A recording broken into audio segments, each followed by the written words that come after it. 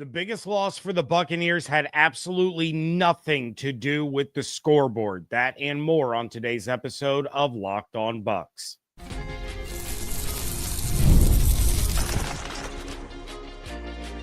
You are Locked On Buccaneers, your daily Tampa Bay Buccaneers podcast. Part of the Locked On Podcast Network, your team every day.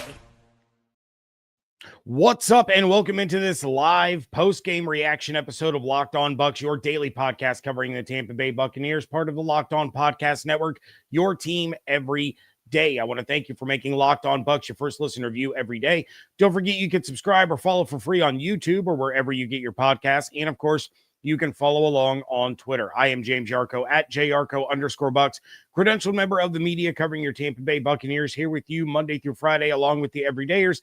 And for that, I want to share my appreciation for your continued support of the show. One of the ways you can support the show is become a Locked On Bucs insider. You're going to get news, rumors, updates, general thoughts, one-on-one conversations with me via text message. Go to joinsubtext.com/LockedOnBucs or click the link in the show notes to become an insider today. This episode is brought to you by FanDuel. Right now, new customers can bet just $5. And if your bet wins, you're going to get $300 in bonus bets to use across the app. All right, plenty to talk about in this episode. We'll have biggest takeaways, we'll have biggest moments, we'll have reaction to everything. But we have to start off with the absolute worst news possible, and that is that Mike Evans' streak and most of, if not all of, his season are done. Todd Bowles confirmed after the game that Mike Evans suffered a broken clavicle and will miss likely most of the season. He had said something to I don't have the exact quote in front of me, said something to the effect of, he may be able to return late in the season, potentially for a playoff push. We're going to have to see how recovery goes. But that streak of 1,000 yards that he has had every single year of his career, the record of Jerry Rice's that he was on the verge of breaking, have come to an end. This was brutal. This was, and shout out to my guy Bailey Adams over at Pewter Report, longtime friend of mine, love him to death. He tweeted out just a moment ago. Let's see, he says, October 21st, 2024, Bucs have a nightmare of a Monday Night Football game against the Ravens in Week 7.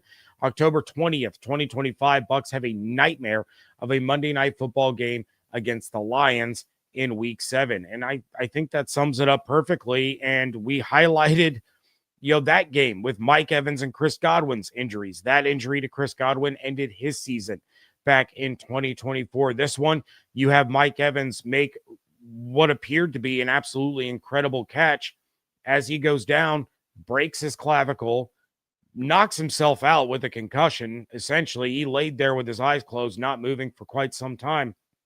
And then later in the game, you lose Hassan Reddick to what looked like a high ankle sprain when Penei Sewell falls on his leg. So again, two more key members of the Buccaneers gone. But look, this loss of Mike Evans goes beyond the field. It's the locker room. It's the leadership that he has. It's the fact that he and Levante David, for more than a decade now, have been the heart and soul of this Buccaneers team. So this is an absolutely gutting loss for every single player on that team, for every member of the coaching staff, for everybody in the front office. This was absolutely just destructive to what they were building this season. Now, there's two ways that you can go about this if you're the Buccaneers. You can sulk, you can hang your head, you can punch a wall and get upset, or you rally around this. It's been the next man up for this team all season long with all of the injuries, and I'm not going to go through all of them because I'll forget half. There have been so many. But it has been next man up all season long. You rally around this, and every single game that you go out there, you're doing it for Mike. You are making sure that you are putting this team in a position that if Mike can get healthy, he has an opportunity to still be able to play. That you are still playing football when he is ready to go. And I think that's what this Buccaneers team absolutely will do. I think it's what they have to do.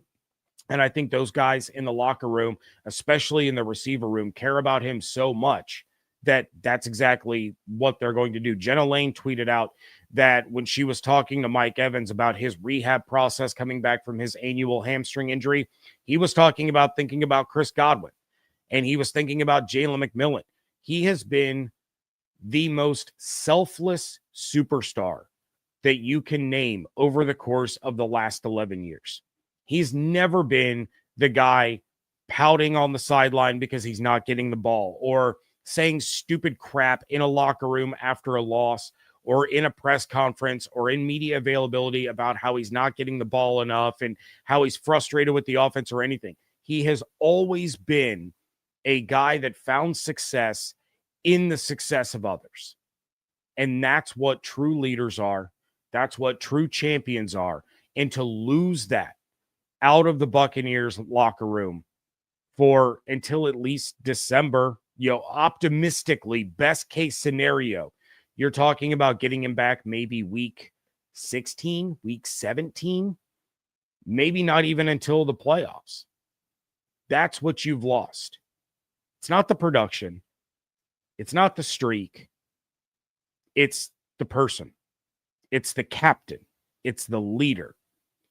And to say that I'm heartbroken over this injury would be an understatement. And I'm not saying that from the perspective of a fan of the Buccaneers. I'm saying it from the perspective of a fan of Mike Evans, the human being, and the person, and the football player that we have all grown to love over the last decade. This is a devastating loss. And I believe that this team can bounce back from it, but these are guys that are going to be really upset, really frustrated with the situation because of what happened. Wasn't anybody's fault. It wasn't like it came from a dirty hit or a hip drop tackle like Chris Godwin's did last year. But this is a massive obstacle that the Buccaneers have to overcome now. And it sucks. There's no other way to put it. It absolutely sucks. Fans of football, fans of the Buccaneers, basically anybody who loves this game outside of the city of New Orleans, because we all know how they feel about Mike Evans, they're crushed by this, because Evans is the kind of player that you just root for. And to lose him in that fashion it's awful. I do want to jump into the chat before we really start to dive into this game a little bit. And I did see one comment that I want to address for a minute. Kyle Eddy, Bucs are frauds. No, they're not. They absolutely are not. And I get you're probably frustrated with the way that this game went. You're frustrated with the performance that you saw in primetime. This team is absolutely not frauds. This is a team that did not have their best night. Plain and simple. And it wasn't even the whole team. I'll get into that in just a moment. But I mean, is Buffalo a bunch of frauds because they got boat raced by Atlanta in prime time after Atlanta got boat raced by Carolina? Teams are going to have these games from time to time. I was on Locked On Sports Today with Peter Bukowski. Were the Packers frauds because they lost to Cleveland? Like, teams have these kinds of games where nothing seems to go right. The offense couldn't get it going. Baker was absolutely terrible.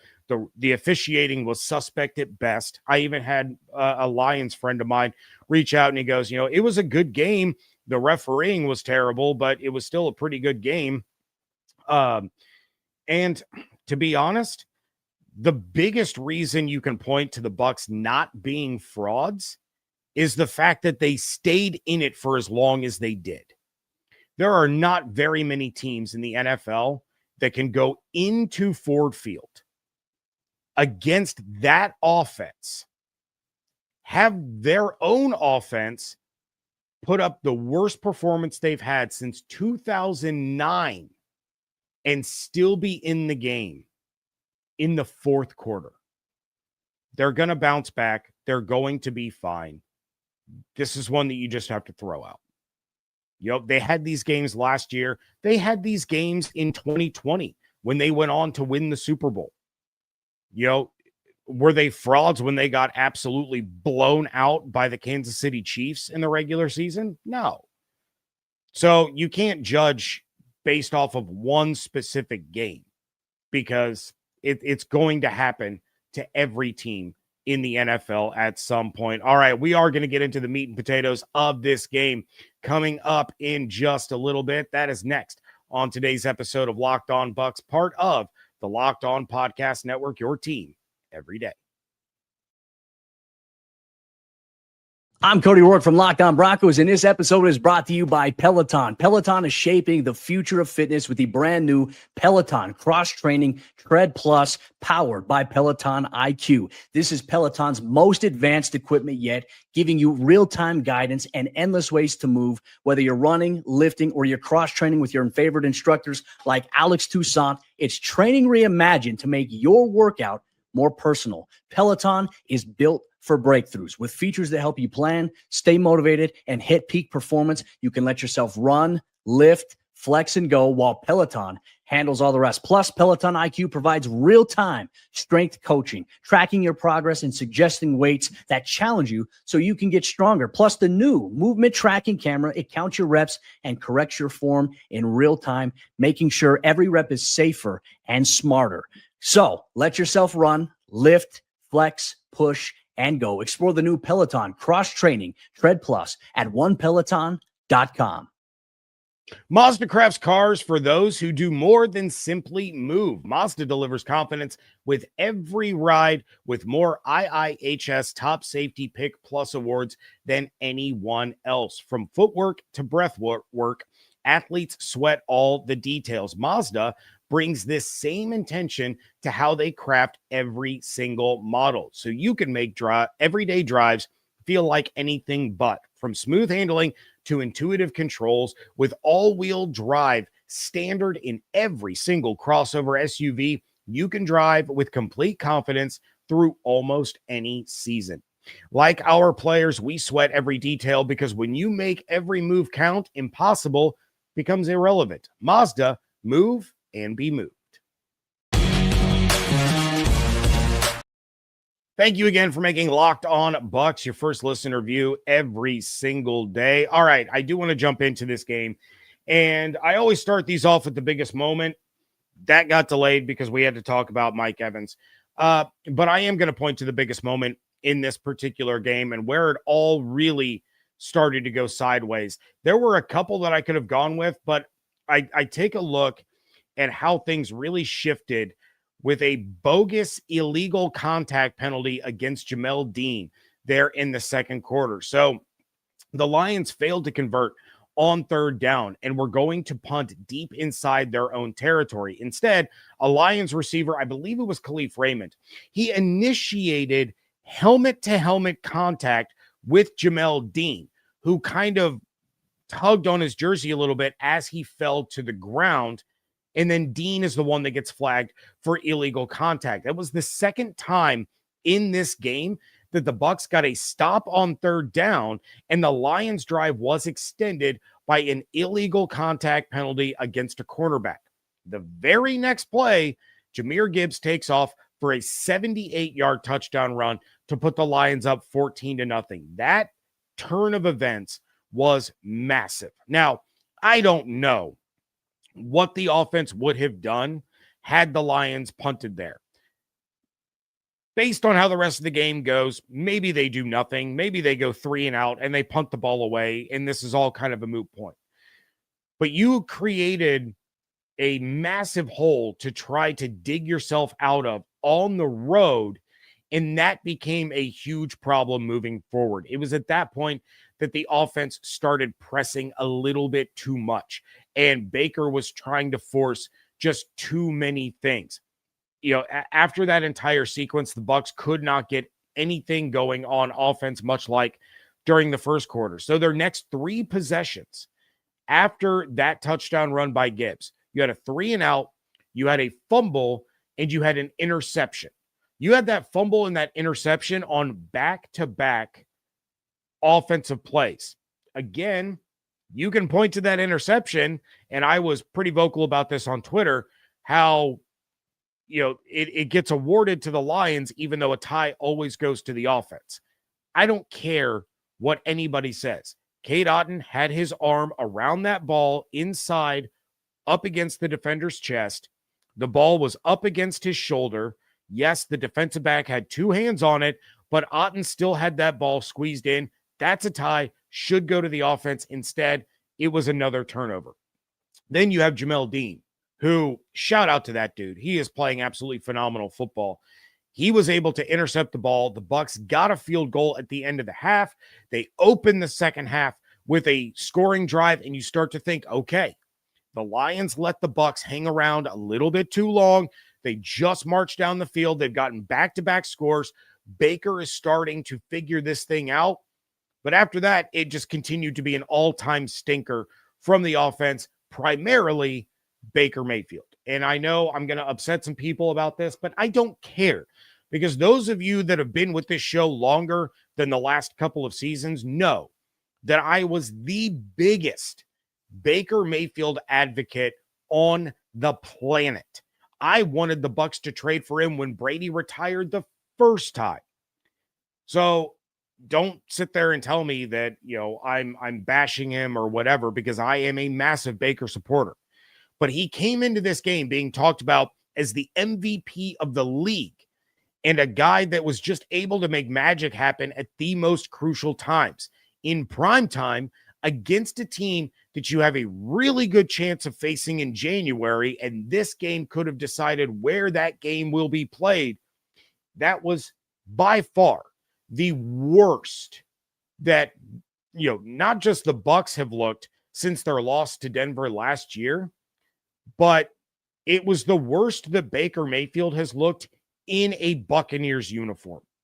28 for 50 for 228, a touchdown, an interception, a fumble that at least Tristan Wirfs recovered, and he was sacked 4 times. He targeted Emeka Egbuka 12 times in this game, and Egbuka only had 4 receptions. Those of you that have watched Egbuka long enough, even you can, whether or not you watched him at Ohio State, if Egbuka has 12 targets, there's no way that he's only coming away with 4 receptions, because maybe 7 of those were actually catchable targets. And the ones that he didn't catch were broken up by used car salesmen and concession workers that were in the secondary. You absolutely cannot play like this against playoff teams. That's been the other knock on the Bucs, is that they have not beaten any real competition yet. It has taken the final possession of the game to beat teams that are not good. Atlanta, which was on a missed field goal by Younghoe Koo. Houston, they're not very good. The Jets, that wasn't on the offense. Offense did more than enough to win that game. Defense imploded. Special teams imploded in the fourth quarter, and it took a miracle comeback. But the Niners are really the only true competition the Bucs have beat. They dug themselves a hole against the Eagles and ran out of time before they could battle back, and then they dig themselves a hole against the Lions. You cannot do that if you want to be considered a true contender. I was on this show. I was on 10 Tampa Bay. I was on national radio talking about how the Bucs are the best team in the NFL and Baker's the MVP of the league. And they laid an absolute egg for everyone to watch. There's no excuse for it. No excuse for it. You can point to officiating. Absolutely, that played a part. It was not great. Baker talked about it. I still don't get how you get a double challenge. The Lions challenged whether or not Cade Otton made a catch. That was the challenge. They said that he made the catch, and the Lions lost the challenge, but then they go back to review it a second time, change the spot of the ball, and give the Lions their timeout back. You can't do that. You say what you're challenging, and that's what gets looked at. You don't get a twofer. So you can point to a lot of different officiating mistakes. The officiating was not good in this game at all. But the Bucs still had an opportunity to win this game. The offense could not figure out what they were doing. We saw Baker miss throws that we have seen him complete 50, 60, 70 times this season. He was throwing the ball 12 feet in the air to Tez Johnson. He missed Ibuka on at least 2, maybe even 3, just wide open throws. He was airmailing everything. It was a terrible performance from him. So if you're going to point the finger at somebody, don't point it at the officials. The finger needs to be pointed at Baker Mayfield, because if he plays the way that he normally plays since arriving in Tampa, the Bucs do not lose this game 24-9. That's the long and the short of it. Going to jump into the chat really, really quick. Josh says, I disagree. All teams besides the Jets had winning records, and that's 100% fair. But you take a look at the Falcons, they're up and down, they're all over the place. Nobody really knows what they are. And I'm not the one saying that the Bucs haven't beaten anybody. I'm just saying that that's been kind of the counter narrative to the talk about whether or not the Bucs are Super Bowl contenders. That's been kind of the talk. I mean, Houston, to be fair, has a losing record right now. They have an anemic offense. They're not a good football team. But I get what you're saying. Let's see. Tsunami says, I blame the O-line. O-line was rough in this one. And I think that was another big problem for the Bucs, and it started early. It's something I've said a couple of times. I tweeted it. I believe I sent it to the subtexters, said it with Peter Bukowski. Pressure is cumulative, right?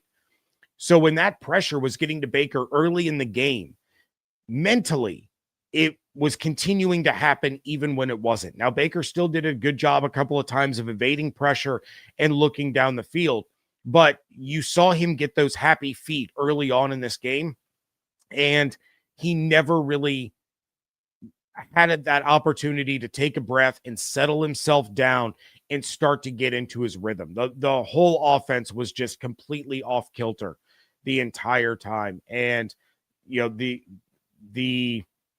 right side of the line was not great. I mean, even Tristan Wirfs got absolutely just blown past by Aiden Hutchinson. So it was an overall just a crap performance from the offense. There's no other way to put it.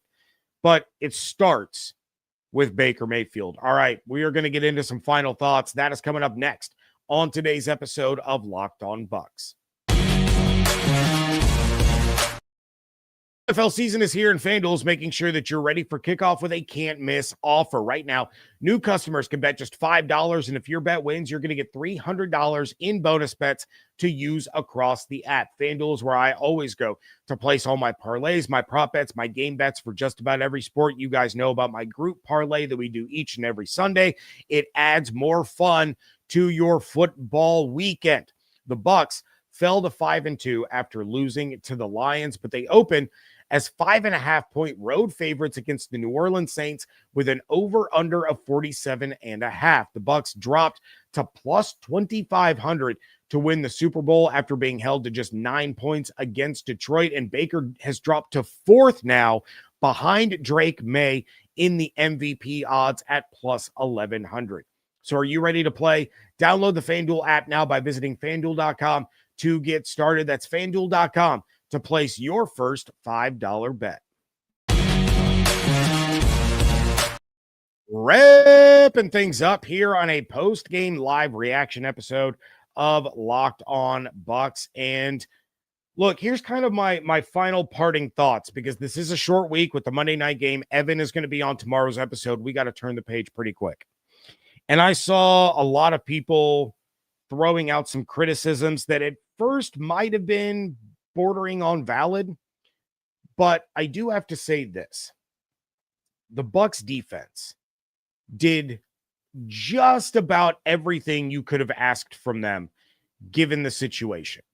They gave up some, they slow start, because that's the Bucs MO, right? They always have to start off slow. Amon-Ra absolutely cooked them on that opening drive, but after that, he really didn't do a whole heck of a lot for the rest of the game. He had a couple of catches on the next drive, but he was mostly, dominant on that opening drive, finished with 6 receptions for 86 yards and a touchdown on 10 targets.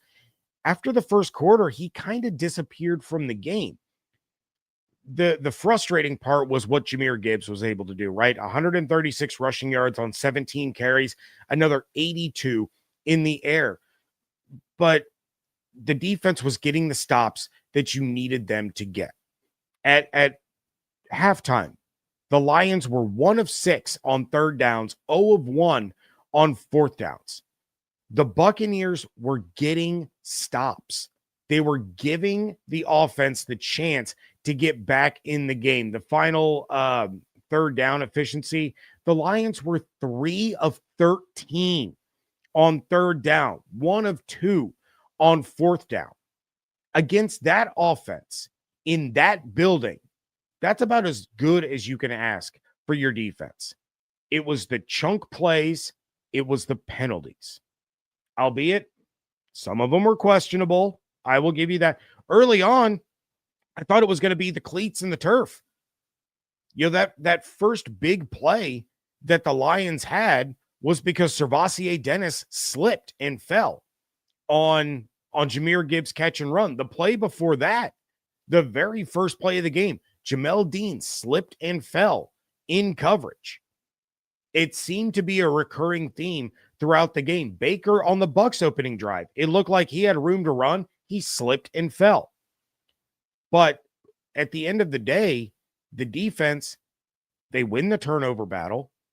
I realize that it says, 2-2, but you had a clutch stop on fourth down that you really, really needed. That's a turnover on downs. The Bucs ended up with 3 turnover on downs because it was desperation late in the game. You had Jamel Dean outside of that slip on the opening drive. He played great football. You had Levante making plays, gets hurt, gets back on the field. Yaya Diaby with the strip sack early on. He's been playing really good football. Anthony Nelson steps in for Hassan Reddick. He plays really well. So the defense did everything you could have asked of them. It was the offense that crapped the bed. That's what it boiled down to. This offense could not do anything. Absolutely nothing. 2 rushing first downs. Jahmyr Gibbs by himself almost had more total yards than the Buccaneers did as a team. The Bucs finished with 251 total yards. Jahmyr Gibbs had, again, 136 on the ground. And what was it? 87 in the air? 82. So that's 218 yards from just Jahmyr Gibbs. That's the difference. That's the difference in this one. So I'm not going to come on here and bash the Bucs defense. A lot of people were doing that on social media. A lot of people were saying that the defense is terrible. The linebackers are terrible. This is terrible. That's terrible. No, the offense was terrible. Baker was terrible. The offensive line was terrible. I've even seen people say that the play calling was bad. There was one play call that I thought was bad, and it was the screen pass on 3rd and 7 to Rachaad White. That was the only one.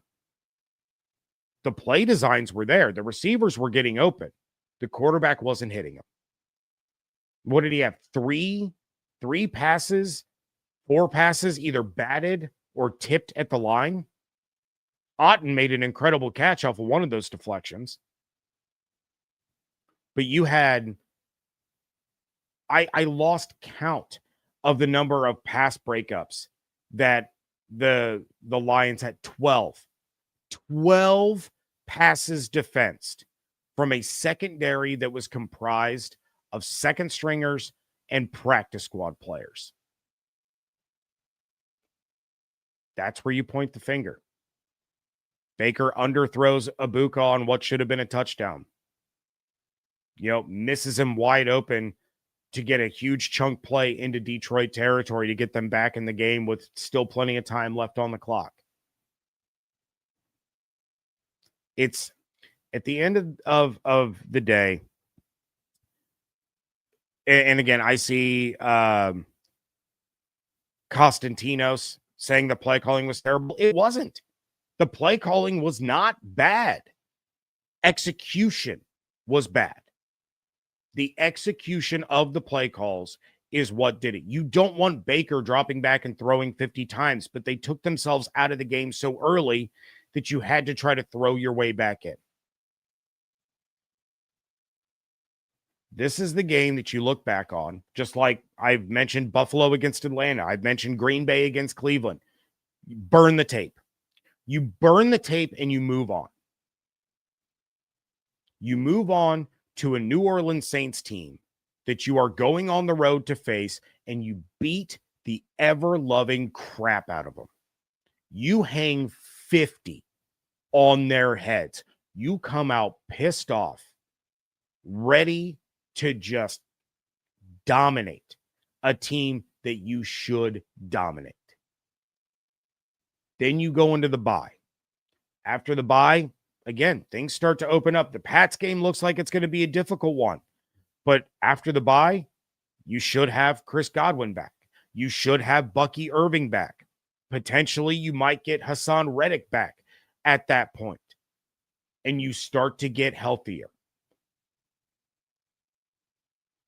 You want to see Mike Evans suit up for this team again? You rally around this loss. You get pissed off about this loss, just like the Lions did after losing to Kansas City in primetime last week, heading into this one. And you go out there and you assert your dominance over every other team that you face. This team is talented enough to do it. It's a matter of whether or not they can execute what they need to, because we saw none of that on Monday night, but we've seen it plenty throughout the season, so we know that they can do it. That is going to do it for this episode. I appreciate each and every one of you guys in the chat. I'm sorry this was a bummer of a show. I really am. It started off with the Mike Evans news, and we didn't have a whole lot of positives to talk about outside of the defense doing what you needed to do. But you are halfway through the old NFL season. There is no exact half point. But if I had told you in August that the Buccaneers were going to be 5-2 after 7 weeks, you'd have taken that all day long.